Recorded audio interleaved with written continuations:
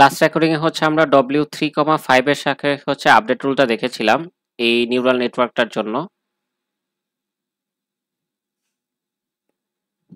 আমাদের এই নিউরাল নেটওয়ার্কটার জন্য আমরা হচ্ছে W3,5 এই ওয়েটটার সাপেক্ষে হচ্ছে আপডেট রুলটা দেখেছিলাম। এখন হচ্ছে আমরা W1,3 এই ওয়েটটার জন্য হচ্ছে আপডেট রুলটা দেখব। আমাদের লস ফাংশনটা হচ্ছে সেমই থাকবে, এটা হচ্ছে চেঞ্জ হবে না। আমরা হচ্ছে চিত্রটা আরেকবার একটু হচ্ছে এক জায়গায় কপি করে নিই, তাহলে হচ্ছে আমাদের ট্র্যাক রাখতে সুবিধা হবে কি হচ্ছে না হচ্ছে।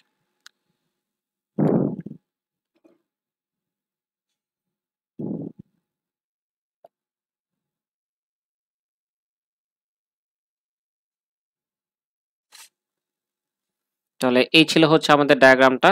এখন হচ্ছে এর ভিত্তিতে আমরা আপডেট রুলটাকে দেখব। তাহলে এবার হচ্ছে দেখেন আমরা দেখব হচ্ছে W1,3 এর জন্য। তাহলে আমার এই ওয়াই হেড থেকে হচ্ছে রেসপন্সটা পিছনের দিকে যেতে যেতে এই পর্যন্ত আসবে। তাহলে আমরা যদি এখানে একটু ডিপেন্ডেন্সি গুলো চিন্তা করি, আমাদের হচ্ছে লস ডিপেন্ড করে হচ্ছে ওয়াই হেডের উপর। আমাদের লস ডিপেন্ড করে ওয়াই হেডের উপর। ওয়াই হেড হচ্ছে কার কার উপর ডিপেন্ড করে? ওয়াই হেড ডিপেন্ড করে হচ্ছে আমার নিউরন 3 এবং নিউরন 4 এর উপর। ওয়াই হেড ডিপেন্ড করে হচ্ছে আমার নিউরন 4 এর উপর, ওয়াই হেড ডিপেন্ড করে হচ্ছে আমার নিউরন 3 এর উপর। এর মধ্যে হচ্ছে আমাদের W1,3 কোন দিক থেকে আসতেছে দেখেন তো, নিউরন 3 এর কাছ থেকে আসতেছে। তাহলে নিউরন 3 সে হচ্ছে ডিপেন্ড করে W1,3 এর উপর। তাহলে আমাদের দরকার হচ্ছে এই পাথটা, আমরা হচ্ছে এই পাথের সাপেক্ষে জিনিসটাকে আগাবো।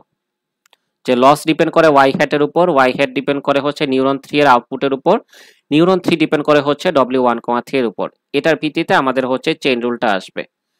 ঠিক আছে, তাহলে হচ্ছে আমরা আগের মতো যদি শুরু করি যে হচ্ছে ডেল এল ডিভাইডেড বাই হচ্ছে ডেল W1,3। ঠিক আছে, তাহলে হচ্ছে আমরা লস ফাংশনকে যদি হচ্ছে ডেরিভেটিভ করি তাহলে হচ্ছে আসে -2 y মাইনাস হচ্ছে y হ্যাট আগের মতো মাল্টিপ্লাইড বাই, এরপরে আসে কি, এরপরে আসে হচ্ছে আমাদের G5 প্রাইম ইনপুট 5 এটা আসে। এরপরে এই ইনপুটটাকে আমি হচ্ছে ডেরিভেটিভ করব W1,3 এর সাপেক্ষে। আমি এতটুকু ডিরেক্টলি কিভাবে লিখলাম, আগের রেকর্ডিং এ হচ্ছে আমরা যেটা দেখছি যে আমরা যখন হচ্ছে চেইন রুল অ্যাপ্লাই করে করে ডেরিভেটিভ করা শুরু করি, দেখেন প্রথম অংশগুলো এরকম আসে। এখান থেকে এসে আমরা এই পর্যন্ত দেখেন কমন পাবো -2 y minus y hat into G5 prime input 5। এরপরে এই ইনপুট 5 কে আমরা হচ্ছে W1,3 এর সাপেক্ষে এখন ডেরিভেটিভ করব। সো এখানে এতটুকু আর ভেঙে ভেঙে আমি দেখাইলাম না, ডিরেক্টলি হচ্ছে লিখে দিছি এখানে। এই যে এখানে হচ্ছে ডিরেক্টলি লিখে দিছি, আর ভেঙে ভেঙে দেখাই নাই। সো এরপর আমাদের কাজ কি দেখেন, এই ইনপুট 5 কে আমরা হচ্ছে ডেরিভেটিভ করব W1,3 এর সাপেক্ষে। এখন ইনপুট 5 টাকে যদি আমি আনফোল্ড করি, সেই ইনপুট 5 এর ভিতরে যা যা আছে, যে W0,5 একটা বায়াস আছে, তারপর হচ্ছে A3 ইনটু W3,5 আছে, W3,5 ইনটু হচ্ছে A3 আছে। A3 মানে কি? A3 মানে হচ্ছে অ্যাকচুয়ালি নিউরন 3 এর আউটপুট, প্লাস হচ্ছে W4,5 ইনটু হচ্ছে A4 আছে। ঠিক আছে, এই জিনিসটা আছে। তাহলে এখন দেখেন যে আমরা এটাকে যদি হচ্ছে ডেরিভেটিভ করি তাহলে হচ্ছে আমার এখন নেক্সট ডিপেন্ডেন্সি অনুযায়ী নিউরন 3 আসতেছে, মানে A3 হচ্ছে এখন আমার চলক হয়ে যাবে, আর W3,5 এটা হচ্ছে এখন কনস্ট্যান্ট। এখানে যে একটু ডিফারেন্স আর কি, আমরা ওয়েট W1,3 এর সাপেক্ষে ডেরিভেটিভ করতেছি যেটা অ্যাকচুয়ালি A3 এর ভিতরে আছে। তাহলে এই কারণে হচ্ছে আমাদের ডিপেন্ডেন্সি A3 এর সাথে, আর W3,5 হচ্ছে এই ক্ষেত্রে কনস্ট্যান্ট হয়ে যাবে।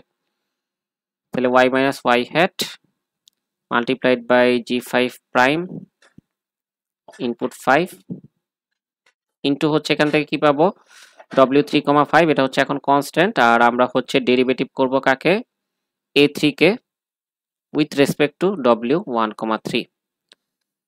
তাহলে A3 বলতে অ্যাকচুয়ালি কি বোঝায়? A3 বলতে হচ্ছে একটা অ্যাক্টিভেশন ফাংশন বোঝায়। ধরেন হচ্ছে আমরা এই নিউরন 3 এর অ্যাক্টিভেশন ফাংশনটাকে হচ্ছে G3 ধরে নিলাম। তো বেসিক্যালি হচ্ছে অ্যাকচুয়ালি আমরা G3 কে ডিফারেন্সিয়েট করব W1,3 এর সাপেক্ষে।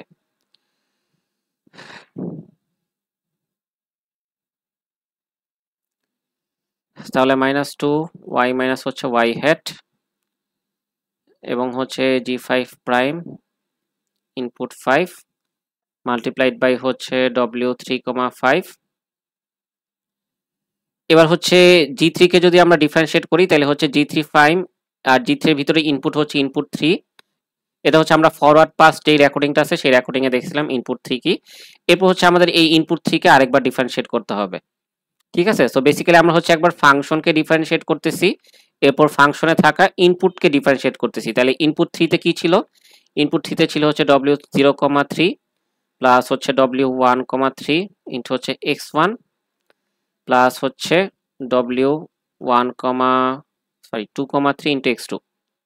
ইনপুট 3 কে কি ছিল এটা ডিটেইলস দেখতে হলে আপনারা একটু ফরওয়ার্ড পাসের অংশটা রিক্যাপ করেন, ওইখানে হচ্ছে ডিটেইলসগুলো দেখাইছি, তাই এখানে রিপিট করতেছি না। তাহলে দেখেন আমরা ডিফারেন্সিয়েট করতেছি w1,3 এর সাপেক্ষে, আমাদের এখানেও হচ্ছে w1,3 কে পেয়ে গেছি। তার মানে ওর সাপেক্ষে এখন বাকি সবাই কনস্ট্যান্ট, আমাদের এখান থেকে রেজাল্ট আসবে শুধু x1। ঠিক আছে, এখান থেকে তাইলে আমাদের রেজাল্ট আসবে শুধু হচ্ছে এই x1টা। তাহলে ফাইনাল রেজাল্ট পাচ্ছি -2y - y hat, দেন হচ্ছে g5 প্রাইম এর ডিফারেন্সিয়েশন যার ভিতরে অ্যাকচুয়ালি আছে ইনপুট 5, এরপরে আসতেছে w3,5 এটা মাল্টিপ্লাই ইনটু হচ্ছে g3 এর ডিফারেন্সিয়েশন যার ভিতরে ছিল হচ্ছে ইনপুট 3, এরপর এখান থেকে আমরা ফাইনালি রেজাল্ট পাচ্ছি হচ্ছে x1 কে। ঠিক আছে, তাহলে এই যে আগের রেকর্ডিং এ দেখেন আমি হচ্ছে এতটুকু পর্যন্ত অংশকে del3 ধরে নিয়েছিলাম, এই যে এতটুকু পর্যন্ত অংশকে হচ্ছে del3 ধরে নিয়েছিলাম কারণ এটা সামনে রিউজ হবে। তাহলে বেসিক্যালি দেখেন কি দাঁড়াচ্ছে যে del3 ইনটু হচ্ছে w3,5 ইনটু হচ্ছে g3 প্রাইম ইনপুট 3 ইনটু হচ্ছে x1, এই হচ্ছে আমাদের ফাইনাল রেজাল্ট। তাহলে আমরা যেই অ্যাপ্রোচে হচ্ছে w1,5 এর জন্য বের করলাম সেম অ্যাপ্রোচে আমরা w2,4 এর জন্য বের করতে পারবো, আর যে অ্যাপ্রোচে w3,5 বের করলাম ঠিক একই অ্যাপ্রোচে w4,5 বের করতে পারবো। তাহলে এই থিওরিটা একটু ভালো করে দেখেন, একবার একটু নিচেটা না দেখে লেখার চেষ্টা করেন এই চিত্র দেখে দেখে, দেন হচ্ছে আপনারা ম্যাথমেটিক্যাল এক্সাম্পল রেকর্ডিংটা দেখেন। নেক্সট রেকর্ডিং এ হচ্ছে আমরা ম্যাথমেটিক্যাল এক্সাম্পল দেখবো।